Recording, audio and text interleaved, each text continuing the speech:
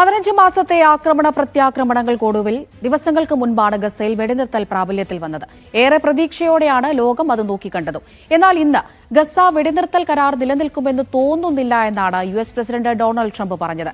Gaza വെടിനിർത്തൽ 2-3 ഘട്ടങ്ങളിലേക്ക് കടക്കുമോ എന്ന ചോദ്യത്തിനായിരുന്നു പ്രതീക്ഷയില്ല എന്ന ട്രംപിന്റെ മറുപടി.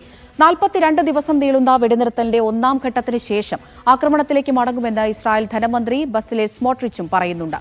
ഇപ്പോഴും ഗസയിൽ ഇസ്രായേൽ ആക്രമണം തുടരുകയാണ്. തെക്കൻ ഗസയിൽ ഒരാൾ കൊല്ലപ്പെട്ടു. വെസ്റ്റ് ബാങ്കിലും സംഘർഷം തുടരുന്നുണ്ട്. വെടിനിർത്തലിന്റെ രണ്ടാം ഘട്ടത്തെക്കുറിച്ച് അമേരിക്കൻ പ്രസിഡന്റ് ട്രംപ് സംശയം ഉന്നയിച്ചതിൽ അസ്വസ്ഥതയും പുകയുന്നുണ്ട്.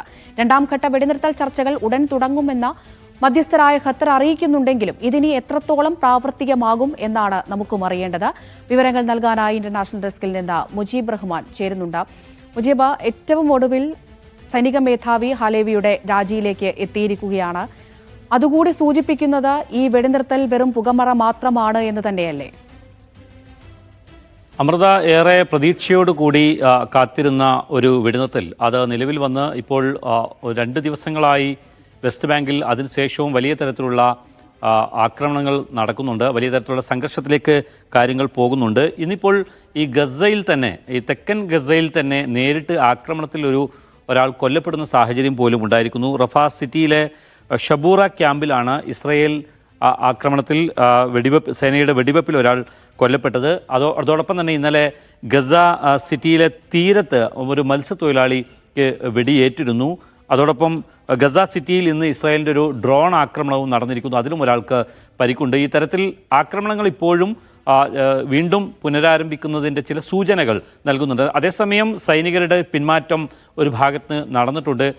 അതോടൊപ്പം തന്നെ നമുക്കറിയാം, കഴിഞ്ഞ ദിവസങ്ങളിലെല്ലാം നമ്മൾ റിപ്പോർട്ട് ചെയ്ത കാര്യമാണ്, ഈ വെസ്റ്റ് ബാങ്കിലെ ജനീൻ അഭയാർത്ഥി ക്യാമ്പിൽ 10 പേർ കൊല്ലപ്പെട്ടു. ഇതുവരെ നിരവധി പേർക്ക് പരിക്കേറ്റു. ഇന്നും ജനീൻ അഭയാർത്ഥി ക്യാമ്പിൽ 5 പേർക്ക് പരിക്കേറ്റിട്ടുണ്ട്. ആക്രമണങ്ങൾ നടക്കുന്നുണ്ട്. അതോടൊപ്പം ഈ ഇസ്രായേലി കുടിയേറ്റക്കാർ ആ ഭാഗങ്ങളിൽ വന്ന് ഈ ഫലസ്തീനികൾ അവരുടെ വീടുകളിലേക്ക് മടങ്ങുമ്പോൾ അവർക്ക് നേരെ ആക്രമണങ്ങൾ നടക്കുന്നു. പെപ്പർ സ്പ്രേ ഉൾപ്പെടെ ഉപയോഗിച്ചുകൊണ്ടുള്ള ആക്രമണങ്ങൾ കുടിയേറ്റക്കാരുടെ ഭാഗത്തുനിന്ന് ഉണ്ടാകുന്നതായുള്ള വാർത്തകൾ വരുന്നുണ്ട്. ഇതിനെല്ലാം തന്നെ സൈന്യത്തിൻ്റെ ഒരു പിന്തുണയുമുണ്ട് എന്നുള്ളതാണ് ഈ ഫലസ്തീൻ ന്യൂസ് ഏജൻസി റിപ്പോർട്ട് ചെയ്യുന്ന കാര്യങ്ങൾ. ഈ തരത്തിൽ ഇത് മുന്നോട്ട് പോകുമ്പോൾ നമ്മൾ മനസ്സിലാക്കേണ്ടത്, വെടിനിർത്തൽ കരാർ ഒരു ഭാഗത്ത് അതിൻ്റെ വ്യവസ്ഥകളും കാര്യങ്ങളുമായി മുന്നോട്ട് പോകുന്നു. ബന്ദിമോചനം ആദ്യ ഘട്ടത്തിൽ തന്നെ ആദ്യ ദിവസത്തിൽ 3 ബന്ദികളെ മോചിപ്പിച്ചു. ശനിയാഴ്ച ഇനി 4 ബന്ദികളെ കൂടി മോചിപ്പിക്കാനുള്ള ശ്രമങ്ങൾ നടക്കുന്നു. അതിൻ്റെ വിവരങ്ങൾ പുറത്തുവിട്ട് കഴിഞ്ഞിരിക്കുന്നു. 42 ദിവസം നീളുന്ന വെടിനിർത്തലിന്റെ ഒന്നാം ഘട്ടത്തിന് ശേഷം ആക്രമണത്തിലേക്ക് മടങ്ങുമെന്നായിരുന്നല്ലോ ഈ ഇസ്രായേൽ ധനമന്ത്രി നേരത്തെ അറിയിച്ചിട്ടുണ്ടായിരുന്നത്. അങ്ങനെയാണെങ്കിൽ ഈ ബന്ദികളെ ലഭ്യമായതിനു ശേഷം തുടർ നീക്കങ്ങളിലേക്ക് കടക്കാം എന്നുള്ള നിലപാടിലാണോ ഇസ്രായേൽ ഉള്ളത്?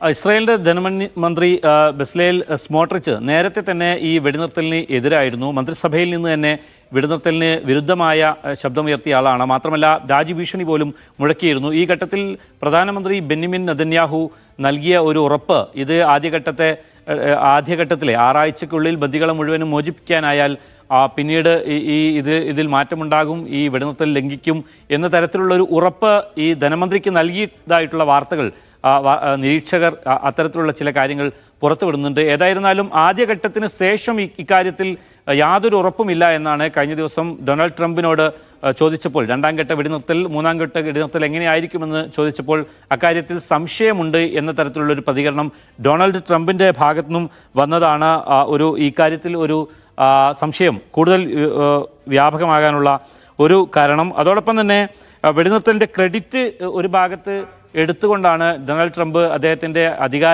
രണ്ടാമത്തെ അധികാരം ഏറ്റെടുക്കുന്ന ഒരു ഘട്ടത്തിൽ ഈ ഗസയിലെ വെടിനിർത്തലിൻ്റെ ക്രെഡിറ്റ് തനിക്കാണ് എന്ന് അദ്ദേഹം അവകാശപ്പെട്ടിരുന്നു. അതിൻ്റെ തൊട്ടുടനെ തന്നെയാണ് ഇങ്ങനെ ഒരു തരത്തിൽ ഈ 2ാം ഘട്ടവും 3ാം ഘട്ടവും നടക്കുമോ എന്ന കാര്യത്തിൽ സംശയമുണ്ട് എന്ന തരത്തിലുള്ളൊരു പ്രതികരണം അദ്ദേഹത്തിൻ്റെ ഭാഗത്ത് വരുന്നത്. അതിനേക്കാൾ അപ്പുറം വെസ്റ്റ് ബാങ്കിന് മേൽ ഇസ്രയേലിയർക്ക് ബൈബിൾ പ്രകാരം തന്നെ അവകാശമുണ്ട് എന്ന തരത്തിലാണ് ട്രംപിൻ്റെ UN അംബാസഡറായ എലിസ് സ്റ്റെഫാനിക്ക് കഴിഞ്ഞ ദിവസം പറഞ്ഞത്. ഇതും ഒരു തരത്തിലുള്ള അവകാശവാദം ഉന്നയിക്കലും അതോടൊപ്പം തന്നെ വെസ്റ്റ് ബാങ്കിലെ സംഘർഷങ്ങൾ നമുക്കറിയാം. ഗസയിലെ ഈ ആക്രമണങ്ങൾ തുടങ്ങുന്ന, അല്ലെങ്കിൽ കഴിഞ്ഞ 15 മാസമായി ഗസയിൽ നടക്കുന്ന വലിയ തരത്തിലുള്ള ആക്രമണങ്ങൾ അത് തുടങ്ങുന്നതിനും മുമ്പേ തന്നെ ഉള്ളതാണ് വെസ്റ്റ് ബാങ്കിലെ സംഘർഷങ്ങൾ. നേരത്തെ തന്നെ ഈ അധിനിവേശ വെസ്റ്റ് ബാങ്കിൽ അവിടെയുള്ള കുടിയേറ്റക്കാരും ഈ ഫലസ്തീനികളും തമ്മിലുള്ള സംഘർഷം നേരത്തെ തന്നെ തുറന്നു വരുന്നതാണ്. അതിപ്പോഴും തുടർന്നുകൊണ്ടിരിക്കുന്നു എന്നുള്ളതാണ് നമ്മൾ മനസ്സിലാക്കേണ്ടത്. അതിനിടയിലാണ് അത് ഇസ്രായേലിയർക്ക് അവകാശപ്പെട്ടതാണ് എന്ന തരത്തിലുള്ള ഒരു പ്രതികരണം അമേരിക്കയുടെ തന്നെ ഉത്തരവാദിത്തപ്പെട്ട ആളുകളുടെ ഭാഗത്ത്